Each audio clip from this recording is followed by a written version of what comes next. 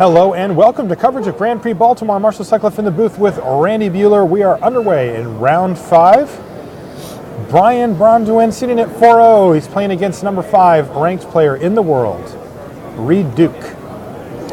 Get used to Reid playing a comes into play tap land, by the way. He's got a pile of them? Only 9. Wow. In his field pool? He is playing all 9 of the non-basics that he got dealt in his pool. Looks like 4-color not... Well, I was going to say 4-color not white, but of course that land taps for white. No, it's just pure, it's all 5 colors. So he's 4-color plus white. Well, he's playing, he doesn't have any planes in his deck, which is what threw me. I see. He is 5-color bombs. He's even playing a banner to make the mana work. Now I'm kind of excited. I want to see what Reid comes up with here. Teamer banner? Banner's not something you see every day, and perhaps not an ideal start here for Reid. With he does have 4 of 5 colors, but he's also got a tapped Skull Hunter that isn't triggered. Sure. The old defensive Skull Hunter here. The good stuff includes both a Sagu Mauler and a Savage Knuckleblade. Really? And a villain as well. Oh my God, this is like the dreamiest deck I've ever heard of, Randy. Are you kidding? Nope, not kidding. I'm so excited now. So he's going to try to curve Mardu Skull Hunter with no Reid into... I mean, sometimes you need a 2-1 to block their morph, right? Come on, Reid, Forest Knuckleblade. Meanwhile, what's BBD up to on his side? Is he a little more on the conservative side, or is he out on the limb as well? Well, he's playing all 10 of his non-basic lands. Okay. Wow, look at Reid. 4 different board basics. impact. He's going for the bitter revelation here. But the good news for Reid is that BBD hasn't had exactly a gangbuster start here. I mean, he's played a morph.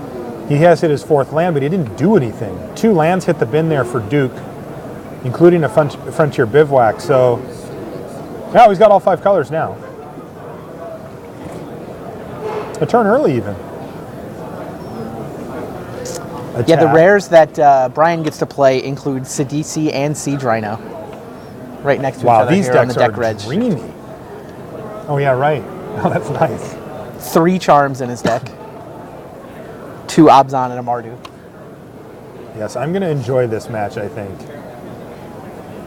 You see that there's a Tormenting Voice in hand for Reid Duke. Brian is at least 4 colors.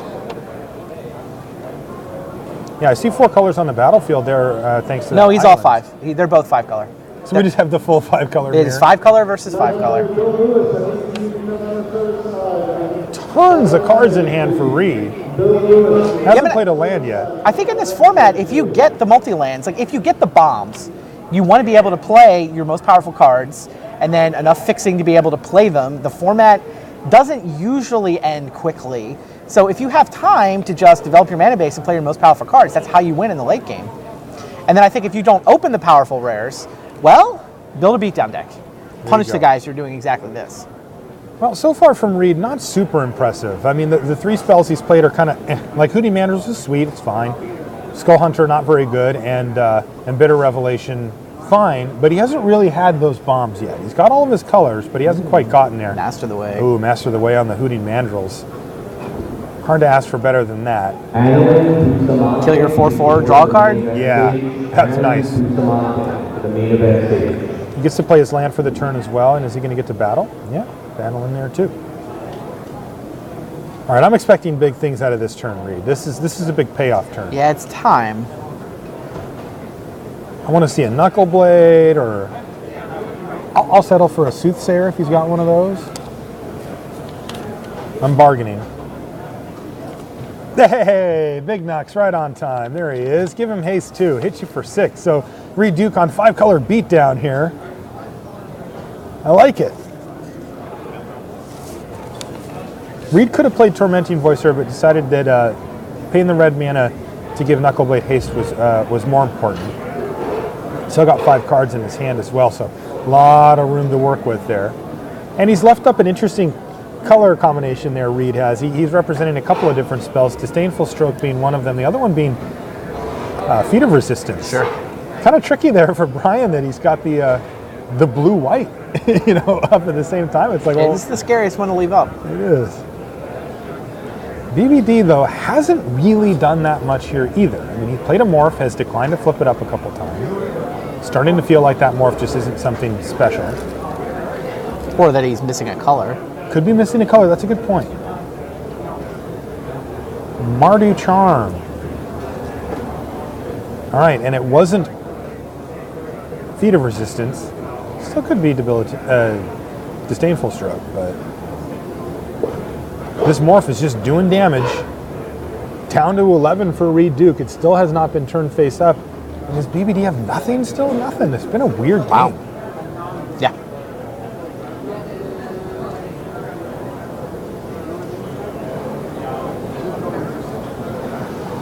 You can have these somewhat slow, clunky draws, though, if everybody else is also playing all their rares and all their mana fixing. That's right. A lot of cards in hand for both players, but as you can see, the culmination of all of this mana fixing has been a 2-2 and a 2-1. And maybe a bunch of removal, too.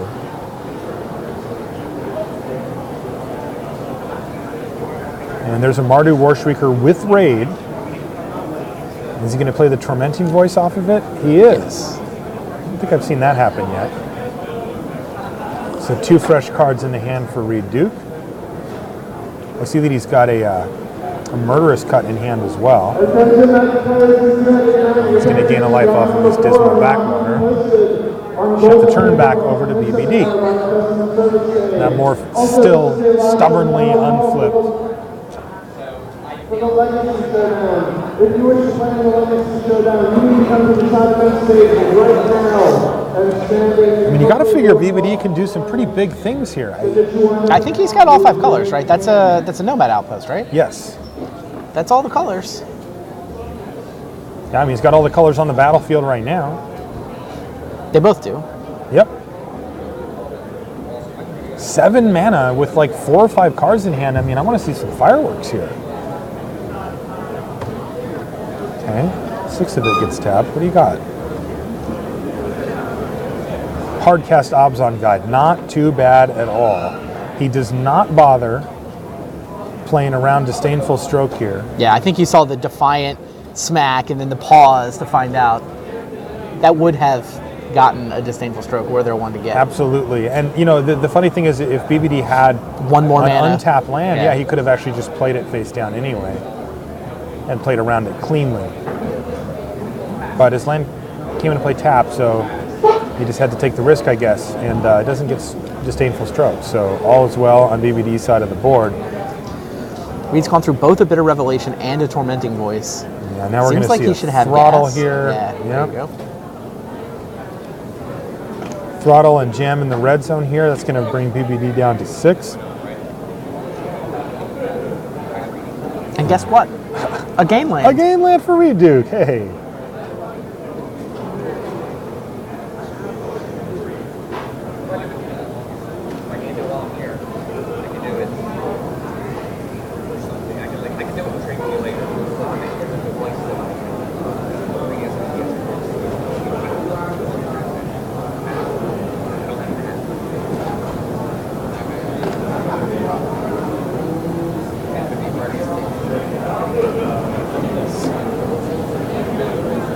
More morphs. Gain lives everywhere. And That one can be a whole bunch of things. He's not threatening Willy Loxodon. he is not. That is off the table. That's about all we're not threatening here.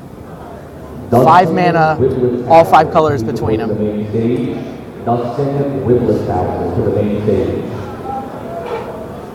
Yeah, I'd be surprised if Reid attacks into it.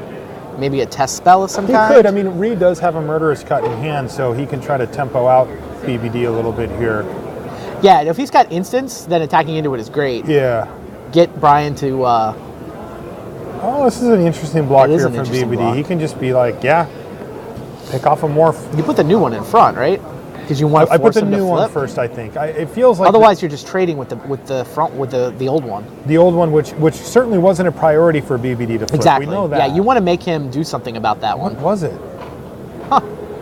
A Karu's Spell Ooh. Snatcher. So that's why there was never a good time to flip it.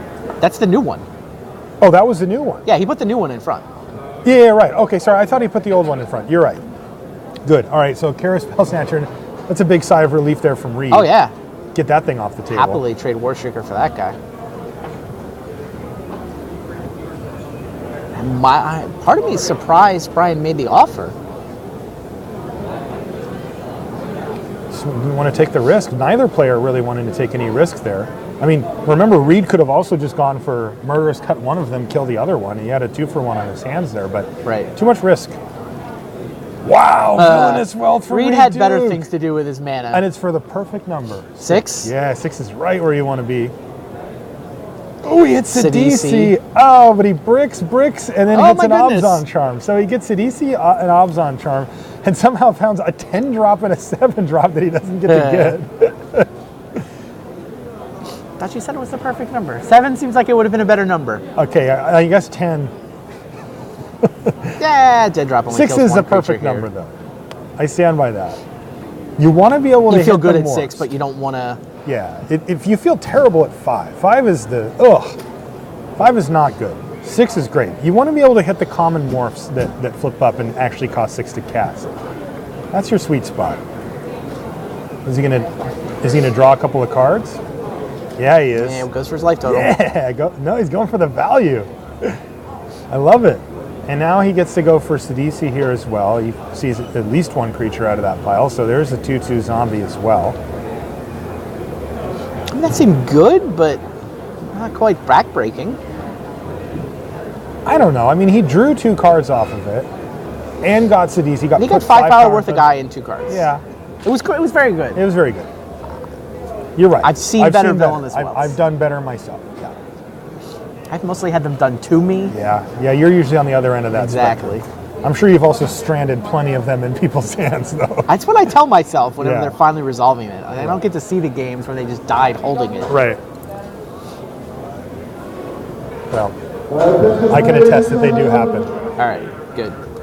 This is round number 31. This is a debilitating injury. We're finally going to find out about this turn 3 morph. What is it? Is it time? Is it a monastery flock? Could easily be a monastery flock. Is it a Dragon's Eye Savant? That was one thing I kind of wish it was in this set. Was it a morph that costs like 11 to flip up? You know, just the biggest, most ridiculous morph. Still time in the block, right? Oh yeah, that's true. What? Is it time? Is it a Woolly Loxodon? Oh, it's 1,000 wins after all that. Wow. What a blowout. I mean, Wow. it's going to get killed here, but that Sidisi goes back to Brian's hand. Exactly. The Wow. zombie dies. Wow. It's got a raid 1,000 trigger to work wins. with on the Skull Hunter, though. He will have to discard, but he's got 2 other cards in his hand, so you got to figure he's okay. That is the old morph, right? It's been there the whole time? That's how it must be. Like, that's insane. I mean, he didn't have the mana to flip it. That's why we didn't see it in combat. It cost 7. So he was just crazy. He double blocked with Karu Spell Snatcher, 1,000 wins to kill a 3/3 correctly.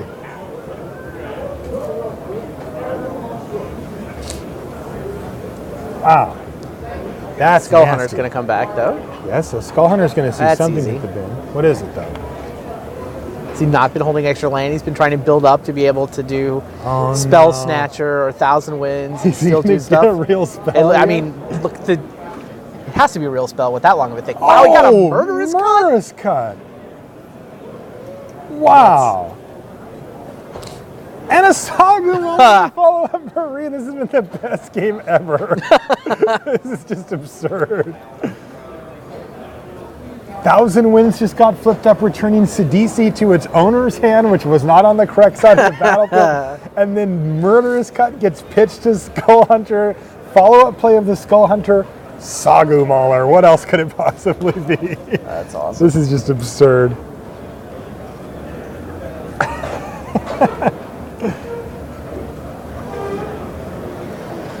I might have to run over and just personally thank these 2 gentlemen for this display after we're done. This has been one of the dumbest games I've seen.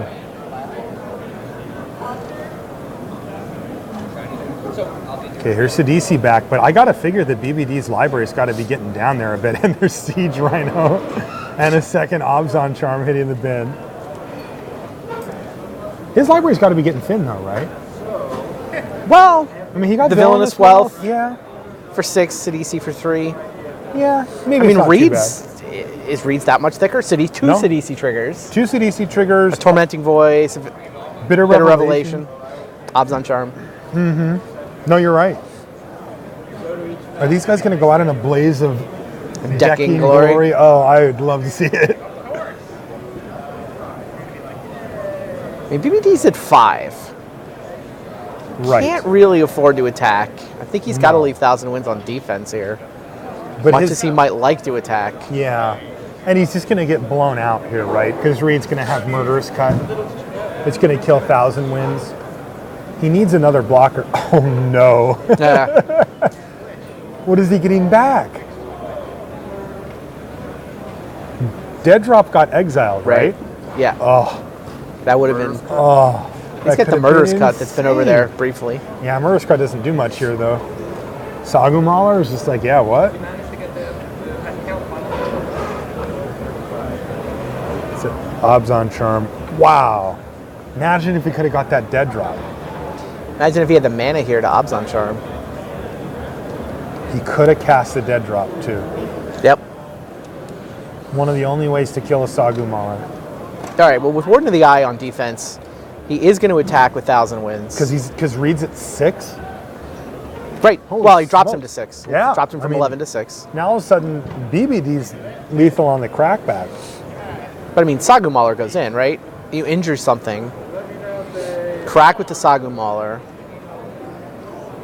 Trample's a big deal here. It's huge. Is this lethal? Is Murderous Cut on the 3/3 lethal? Yes, it's exactly lethal. Oh. This is easier. Jeez, and he had also... I'll just Arc Lightning you instead. I'm not going to show you. I'm going to just... It's one of those games where you're like, do I want to show you my Murderous Cut or show you my Arc Lightning? Reid Duke is my hero. You know, I actually saw Reid after he built, and I said, how's your deck? He's like, it's okay. I'm like, dude. It can't be consistent. You just fan out and say, look at all this sweet stuff I get to play. Sure. When he said that, I thought, yeah, he's playing like Black White Warriors, little splash of red. You know? Boy, was I wrong. Reid Duke. And BBD with a sweet one, too.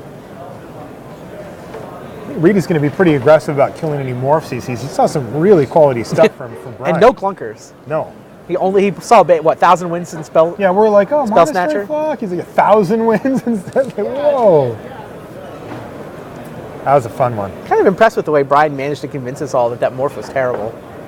Because Yeah, Reid could have debilitated it at some point. He could have, and Reid declined it. He also could have gone for a 2-for-1 and declined it. I think the main thing is just that, like, BBD was like, look, I'm not flipping this up for a long time. I'm just going to get value out of the thing now. If it dies, it dies. Right. But that kind of tricked all of us into thinking that he could flip it up, but chose not to. Where the truth was, he just couldn't. But he couldn't afford to just have it sit back and do nothing.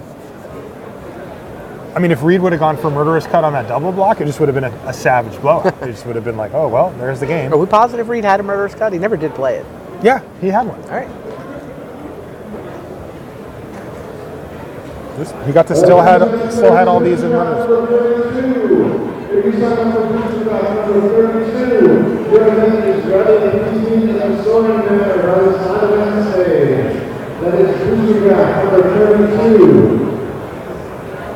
We're at the point of the format now, Randy, where let's jump in over at our second match there. It's Josh McClain versus Chris Fennell. And all right, off to the races with a pair of tap lands here. I guess neither one of these guys is ranked right now, but both have been ranked in the last couple of months. Correct.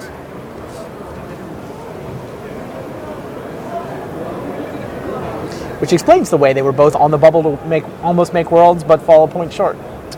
Truth. I think they were in the four-way tie. I think they were two of the people tied with Yamamoto for the last spot, if I'm not mistaken. You're right.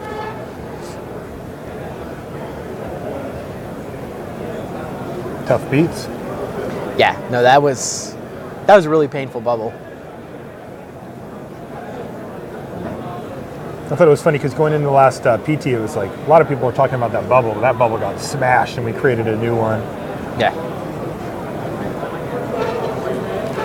Okay, so somehow we've got 2 injuries hitting 2 Jeskai Elders. Like the literal replay of that turn. Yeah, Josh led with those instead of the Seeker of the Way that I think I saw in his hand.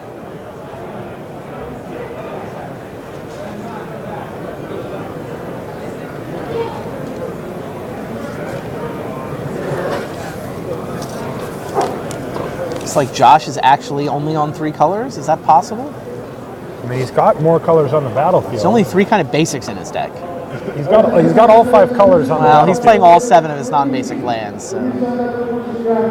You're right. There's a splash of blue for a single treasure cruise. So we've just hit the stage of the format where everybody just plays every card they open. And a splash of red for Ponyback and Butcher.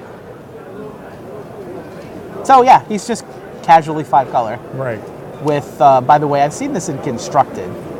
I have also seen this in Constructed. And what is he representing here? Defiant Strike?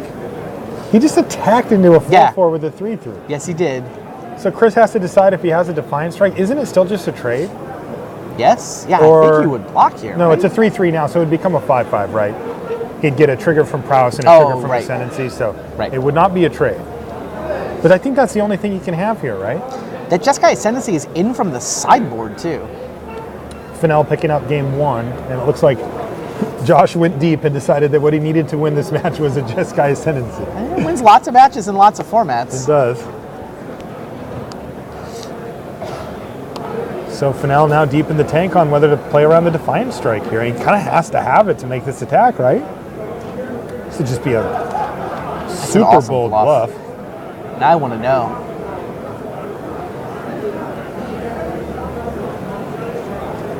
Well, it looks like it's going to work here. He has it. Yeah? Okay. He has to. He just has to. They never don't have it. Fennell's the kind of guy you could run that bluff against. Yes, because he knows the format. He'll figure it out. Your opponent has to know the format really well before you can represent a card like Defiant Strike there. McClain's capable of that play, don't you think? What's that? McClain's capable of making that attack without having it, don't you think? No. Don't think so? Nobody is. Nobody ever Nobody does. is? Everybody talks about it. Nobody does it. Mike Turian runs that play. Mike Turian, yes. He's a little out of doesn't commission count as far anymore. as this, though, yeah. Turian gets full credit for making that play. People just call too much these days. Like, you can't get away with it. But you're right. Fennell is one of the few players in the room that you could run that Vulnerable by. to that bluff, yeah. And it wasn't us a bluff. apparently too, by the way. Because we were on the same thought process. All right, let's get back to our main match. Reid Duke picks up game 1 after resolving all manner of ridiculousness. Braun-Duin had his own fair share of ridiculousness, but wasn't quite able to pull it out. So he's got a morph on turn 3. And that's not a morph. But just wait. Glorious things will happen next turn, right? Somehow this banner, this banner does not give Reid all 5 colors either. He's still missing white. All right, double morph, no land drop for BBD. So let's keep an eye on that development. If he falls behind on mana too quickly, Reid could just overpower him. Ooh, Villainous Wealth in hand for Reid Duke. So he's got a long-term game plan. What you'll normally see when people have Villainous Wealth is that they'll just do anything they can to make the game go long. They'll start playing morphs. Really? Cranial Archive for Reid. This is just... That's awesome. I'm going to go give Reid a hug. That's what I want to do. And BBD's in line for a hug, too, after seeing his list. For the record, in from the sideboard. That's a sideboard. In from the sideboard. He noticed how low his deck got. Yeah. And here's Bitter Revelation. So the roles have reversed. BBD is now the beatdown. He's got 2 morphs crashing in the red zone, hits his land drop, plays Bitter Revelation. It's a really smart sideboard card, actually. The way this matchup plays out, they're both just... You know, you and I were both looking... Slow, you know, almost clunky, but not quite. Like crazy card advantage cards, but canceling each other out because they're both doing such similar things. And it's so difficult to just get ran over here. Right. You know, like BBD going like 2-drop, 3-drop, 4-drop creature is just so unlikely. Now, morph versus a pair of artifacts that have no impact on the board. I like get you run BBD's side. over. I do like BBD's side. Of this Reid's still got 15 to work with, but he's going to have to do something that impacts the board. Yeah, he's just going to immediately cash in his Cranial Archive here. Figuring out if he's compelled to shuffle. Yes, he is. even though there was no change or anything. Okay, that was a pretty awful turn 4, not going to lie. Yeah. Yeah. Play archive, sack it.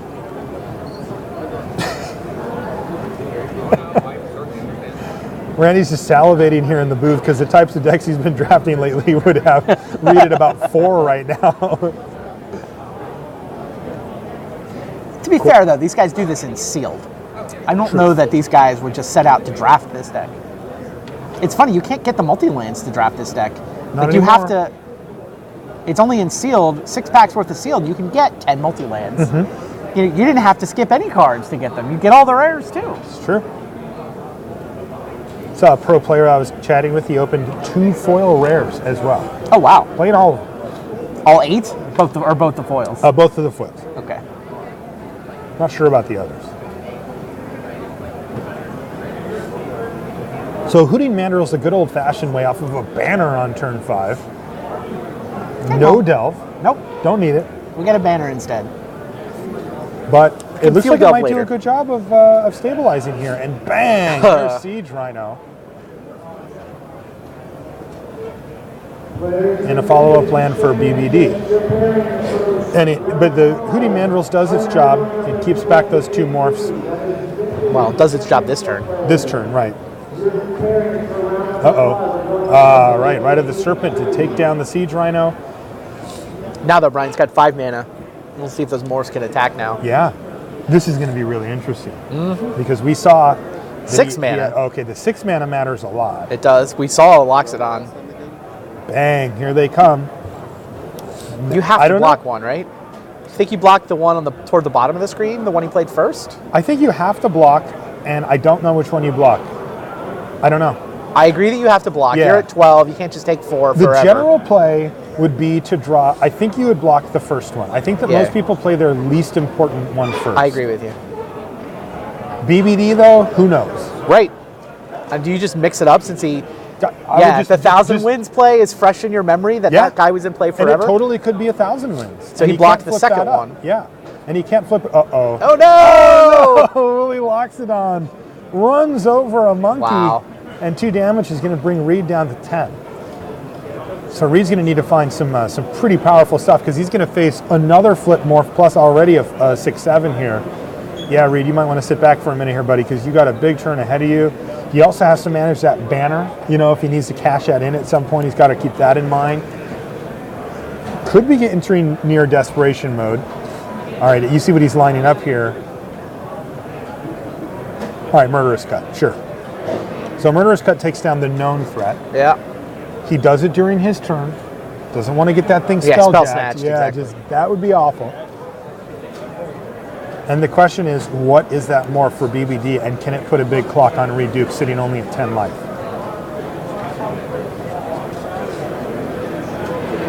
So I think if Reid hits his land drop next turn, he had that Villainous Wealth, right? So he could just go, he's got is his hand Forest Villainous Wealth? Because if it is, he's going for it. And he could get, oh no, if that's the Karo Spell Snatcher, steal your Villainous Wealth? Wow. It is. He does have 6 on tap. Yeah. This is like the scariest thing ever. But if Reid doesn't have an alternate line here, I don't know what he does. He says go. He has to just say go here? Oh, it's going to get flipped up. Oh, sigh of relief time here for Reid Duke. Well, maybe not. Well, it's also 5 power spread across. Yeah, but that means 4 he could have gone for Villainous Wealth. Right. I'm just saying, like, now maybe he gets to untap and do that still. Yeah, but I mean, Brian's going to knock him to 3. Yeah, but Villainous Wealth can hit 6 things. 7, actually. He has I think his hand is Forest Villainous Wealth. So he gets to go for 7. Spin the old wheel there, Randy. And we'll see if Reid had time to wait or not. He very well may not have. Yeah, ponying back is just the thing that he really didn't want it to be. It's wide. It didn't I think force Spell BBD to Snatcher's the do thing he it. really didn't want it to be. Well, but if it was, he was playing around it. Like, he just said go. Great. When are you going to cast the spell, though? Yeah, sure. I mean, he has to draw a creature that has to get... I mean, It's not like look, he's 1,000 pretty wins is locked good news out. either. It's a 5-power flyer. That's true as well. Yeah, Reid's up against it no matter what. Yeah, I don't know if he had the... I guess we can list a lot of morphs that are really you don't want it to be. but and that we have seen come out of Brian's deck already. truth. All right, let's do it. Reid, spin the wheel, Yeah. buddy. Villainous Wealth for 7. Does it resolve? Yes, Yes. it does. Ooh, 3, 4, 5. Oh, he doesn't get the treasure He cruise. doesn't get the cruise that costs 8. Should have waited a turn, Reid. Definitely did not have that turn to wait. Still, that was sweet. He picks up Mardu Charm to get tokens. Sure. So he has blockers. He's going to get Sidisi, which can get him multiple blockers as well. How many cards? Does he have enough cards in his hand to master the pony back, or is he on one card? Oh. No, but you draw the card first on master, right? It's going to draw the card and then deal damage? Draw a card, then do damage. Yeah, so yes, he'll have 2 can cards. do that. He can master the pony back. And did he also hit an Obzon Charm? Yeah. So he could also go to 1 and fill his hand up even further if he felt that was one's kind of something scary, important, but yes. What else is he doing with Obzon Charm? Well, that's fair. Maybe there's not much difference between 3 and 1. Yeah, I agree though. It's scary, especially when you just When make there's 3 every 1-1s? creature lethal. Yeah.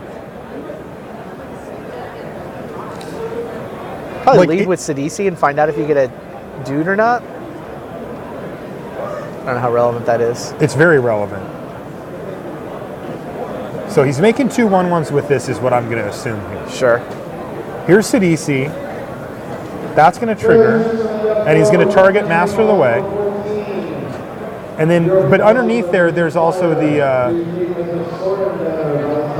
Obzon Charm floating around, right? Yep.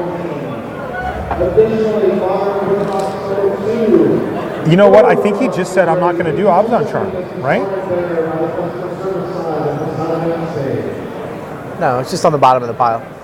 Where? He declined? He had no targets to give 2+1/+1 counters, of his own. I don't think he wanted to go to 1. Wow. Unless I just missed it. Like, I didn't see anything happen from that. jeez. What was it? Dead drop. Okay, dead drop to Which kill would have 2 killed him at tokens. 1. It would have killed him at 1. But as it stands, BBD doesn't have a clean attack here. You can put him at 1. I am apparently Trumpet very blast wrong. for the win? No, it's Mardu Heart Piercer to hit your head. Ah. He takes 1 and then 2 finishes him. Wow. Wow, BBD pulls it out at the end there. We wanted another game of this, right? Oh, you bet I did. I'm going to ask him, hey, you guys just want to keep playing? No smiles from either of them, but inside they have to be thinking, oh my God. All right, so this is the same game we left? The Jeskai Ascendancy is still in play. There's the Ascendancy. But a swarm of Bloodflies and a Hooting Mandrills plus a Morph for Fennell has joined the team. It looks like the Mandrills is going to get put back in his hand here. Loot ability is turning lands into useful things. And of course, pumping the team up. What was that? Upkeep? When did that happen? I don't know why he drew a card there. Must have been upkeep. Oh, he looted off the Force Away and also looted off the Ascendancy. So where's his 4-power creature? I'm guessing that we got here in the middle of a turn and there's see. already been a previous Ascendancy trigger. Sure. There's 2 mana tapped for something. You're right. The 2 white mana there. Maybe he outlasted the Bonkin? No, he just attacked with it. Well, it untapped from the trigger on the No, Ascendancy. but there's no counters on it. Oh, there is a counter on it. Okay, I saw 2 white mana tapped, You're totally and the right. Bonkin was tapped when the turn started, when Yep. we got here. So that put it to 3, and then a trigger put it to 4. and untapped it, so it Yep. could attack. All right, well, we'll get that big dice on it so we can actually see. There we go. That was like the perfect camo dice. It was I know, I just deduced that it had to be it there. had to be that. It's like measuring dark matter in astronomy or something. Has to be there. It's the only thing that makes any sense. Let's just assume it is. And it worked.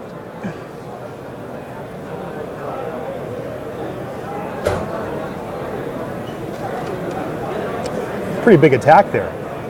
These guys are not small. No. It's like attack for 7 there. And Fennell's block tapped out, right? He is. There's some interesting shenanigans that you can pull here because if you block the first striker, creature will You die and the battle flies gets bigger. Battle Flies gets bigger. It doesn't get big enough to Not survive big a enough, combat, though. Right. So I don't think that Fennell can actually make that work for him. It looks like he's got to protect his life total, so turn that into a +1/+1 counter. Hey, do what you got to do. Take 3.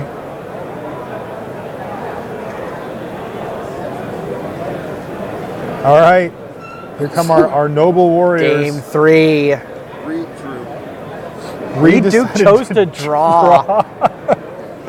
Of course he did.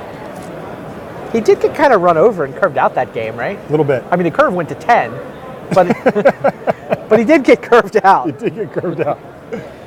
All right, the first stage of a curve out between these two gentlemen is a morph on turn 3. Yep. Reid's got. It's hard to do. Taplan's You have to have at least one basic land to pull that play off. Yeah, it's brutal. Very demanding. So what is Reid up to here? You know, he's got a debilitating injury in his hand. Could be considering firing that off, but he's got a morph, so he can wait.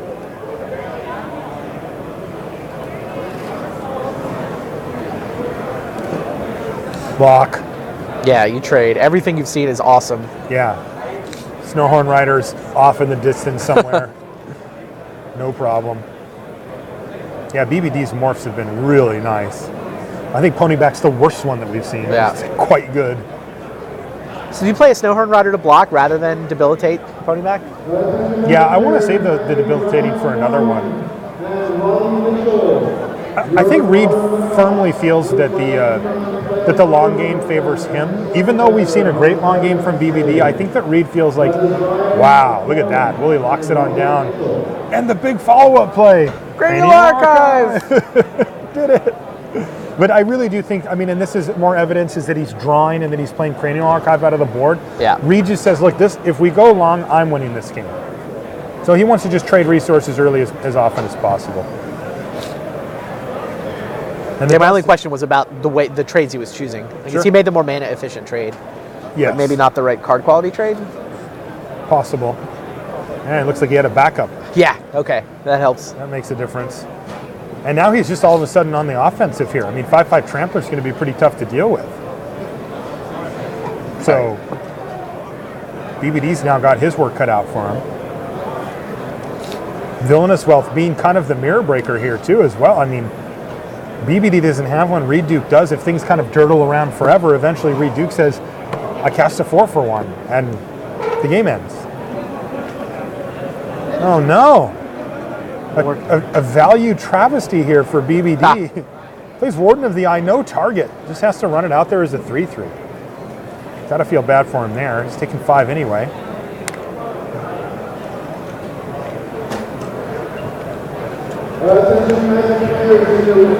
Reid has nothing for this turn though. His first 5 turns, he curved out great. He did. I mean, the fact that his turn 4 got to be debilitating injury and Cranial Archive, I think answers any questions about the trade.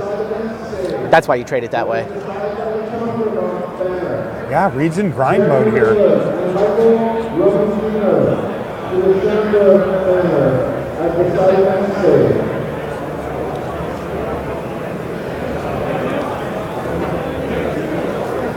Grind mode, you say? Grind mode. He looks to me like he's in turn my 5/5 Trampler sideways mode. It's true. I mean, the fact that it's sitting next to a Cranial Archive. They're not on the best of terms. Is a point in my. No, those guys don't team up all that often. No. But the Snowhorn's like, yeah, even if I die, I get shuffled back in. You can't even use it triggers my prowess. You know, excuse here. And interestingly, BBD attacks. And it's going to get throttled. But BBD, this is not the way, like he is going to fall woefully behind here. And he's going to 4. Does he just have nothing? Wow, Like he's got 100 cards in hand and just did nothing for the turn. Wow. I see that he's got either just drew or has an Obzon Charm. He can cast it, right? No. Green mana. Oh, that's the problem. But he just drew a forest. Got So it. he's back in business. I mean, Yeah. he's got 6 or 7 cards in his hand. Yeah, I thought the throttle from Reid was kind of risky. I Because he did could too. get blown out by like Dragon Scale Boon, That's Obzon Charm. It came to my mind too. Those spells do require green mana, They though. do. So no blowout there. It's easy just to think that, oh, he's got all the mana, but they don't always have all the mana. What is Reid up to here? Okay. Upkeep. What's Brian up to? Upkeep, gonna Obzon Charm your Snowhorn Rider. Sure. And he does it upkeep just in case Reid has a trick. He wants Reid to spend the mana on this turn so that he can't follow up with anything on his main phase. Yeah, even though if Reid had the trick, I think BBD's just dead anyway. Well, it depends what the trick is. Yeah. Well, if the trick kept it alive, That's a fair point. I don't know. Still Either no way, reason not to Yeah, do it there's that no way. downside to it there. So, and Reid has nothing. Land go. Ooh, this is a big ray of hope here for Braun-Duin, again, who has a bunch of cards in his hand. Riverwheel Aerialist now for him to help stabilize and even get a clock going. Is Passes Reid the turn. at Crack My Cranial Archive? I do believe we're getting there. No, we're not there yet. Interesting. He may have a removal spell in mind. He must have something. Or he would have just wanted the card, right? Savage Knuckleblade. Give it haste. It's lethal. He's going to force a chump block. No, Oh, he's wow. going to kill him. That's lethal. That's game. And Wow. Reid Duke wins. Wow, that was a sweet match. I want to watch those guys battle it out every time. Reid Duke emerges victorious to stay 5-0. BBD is going to have to settle for a 4-1 start to his tournament. They have a quick chat. That's a cool match. Trying to look at the back table. Do they look done, or do they look like they're headed to game 3? Sideboardy, I would guess. I mean, it could go either way, right? It could be. If Could be I see a match unsideboarding. slip, then I'll jump ship. I mean, there's deck boxes. Decks I going in see deck cards boxes. going in deck boxes. McClain had the happy smile of someone who might have won. But Wait, that was sideboard going in deck box, and never now mind. shuffles. yeah, they look like they're headed to game 3. It could be McClain is just a happy human Because being. he forced game 3. Fennell took the first game, so Oh yeah, that was so just the happy. Okay, I won that game. another reason to be happy. Match slip clearly up at the top of the page by the water bottle. Yeah, we're gonna get a game 3 out of those two.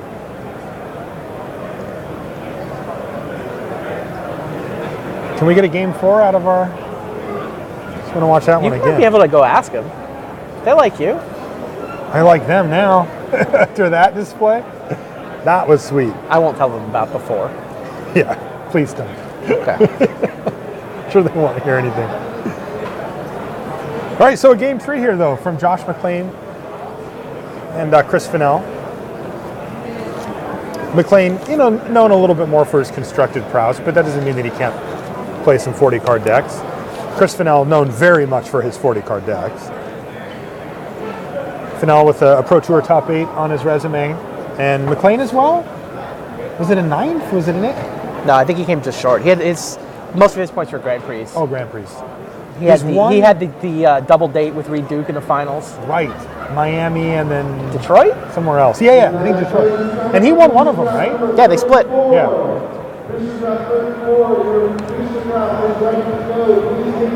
All right, McClain is on double scout the borders. It's always an interesting sign. Couple of hooties. I'll say that's not usually a great thing. Well, it means that you're up to Okay. cool things. It does mean you're up to cool things. It means your deck is inconsistent but capable of cool things. It's true. The first Scout the Borders, I'll kind of shrug at. The second one, you were making room. Like, this is sealed. You cut a good card for that. So you or have you a splashed reason for blue it. for Treasure Cruise. Or that. It's like Josh is on the mull here. And It's got a couple Fennell's hooting not. mandrels too. I mean, turn 4 hooting mandrels is pretty good and sealed. Are we going to see that card in older formats? Hooting mandrels? Yeah. I don't Does it not make the cut? think so. Okay. I've always wondered. Look, there are currently far better things to do with your delve. The cards in your graveyard can fuel much more powerful things than 4/4 tramples. Okay. Like drawing 3 cards, for example? Or looking at 7 and choosing a couple. Okay. Killing things. I mean, we'll see what happens come January. The options may change. Because I kind of like the idea of a 4/4 trample for a single green. Sure. No, I think it's the kind of card that people have thought about. It's just not quite good enough. It's currently not quite good enough. Like I said, Modern right now is... I mean, both Modern and Legacy are kind of crazy. Yeah, they are. So speaking of kind of crazy, poor McClain here. It looks like he's going down to 5. His pool had 4 copies of Trumpet Blast. Really? Yeah, he's not playing any of them, but Well, that's sad.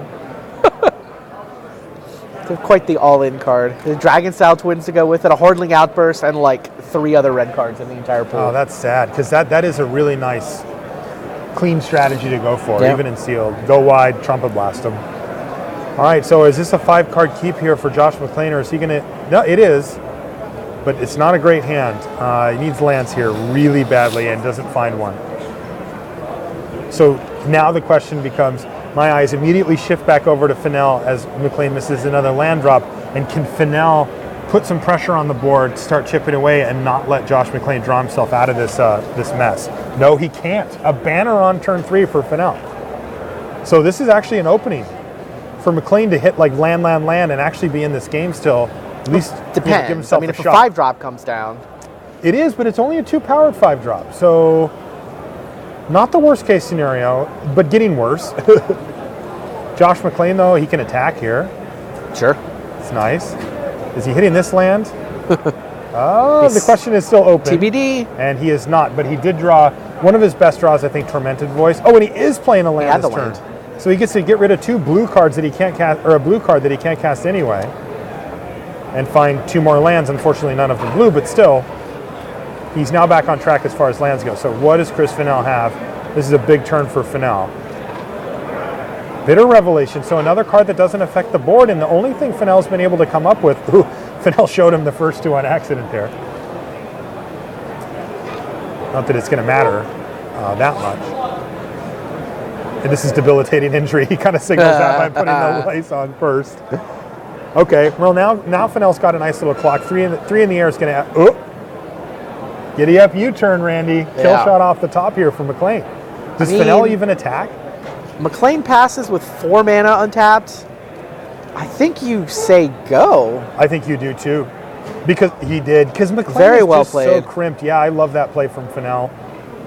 He might lose his patience at some point, but... McClain chose not to play a Plains there, even though he had one. Because he's trying to convince Chris that he's mana screwed. And he did it very quickly too. Yeah. So he's going to get him here. And McClain kind of has to go for the blood flies here, right? These are some good Magic players. I love this. That sequence was awesome. That was a sweet sequence. Like, Fennell sniffs out the kill shot, so McClain skips a land drop. Immediately, too. No hesitation on McClain's side. And then Fennell moves in. I mean, maybe he was going to attack anyway, once he's got 2 creatures you're hitting with the other one, but Sure. the subtle details about that turn sequence are really nice. I did enjoy that. Interestingly, McClain's still passing on playing a land here. Now, what's the reasoning for that? He might have another Tormenting Voice in his deck. He might have loot effects in his deck. It's just not doing anything for him. And I think we saw a Force Away from him before. Yeah, you're right. All right, so there's 7 damage, which is going to bring McClain down to 7, I believe. And if the thing is, if you're holding exactly 6. 1 land, Yeah. you can never top deck a spell that makes you regret having it. Right. Because the only way you're going to regret not having it in play is if you top deck a land, but...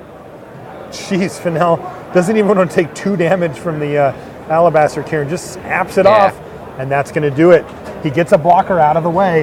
You know, McClain could have played around that by leaving a chump blocker back, but it was so far gone for him. Yeah. And Fennell jumped at the chance to get that kill shot off on a blocker. You don't get that very often, you know. Only creatures with vigilance will open that particular door. But in reality, mulligan down to 5, missing a bunch of land drops. He was just a little bit too far behind, and Fennell's able to finish him off. There you go. In very pedestrian fashion compared to what we saw from Reid Duke and BBD. They had a great one. I thoroughly enjoyed that match, and we'll be keeping an eye on those guys as they progress through the tournament. I mean, I got to say that, you know, Reid Duke's deck looked really sweet. It had a great long game and some really powerful stuff, but BBD's deck looked really strong too. 2 of the better morphs in the format we saw, and a bunch of really powerful spells to back them up too. Do we have a turbo match? We do have a turbo match. Can we do it now? Turbo match. All right, let's go to the turbo match right now. We'll figure out who it is when we get there. I know who it is. It's Chris Pakula. Oh, yeah, Spicula. I need him to finish so he can take his Agricola turns. All right, so this is Pakula on the left and Akash Naidu on the right.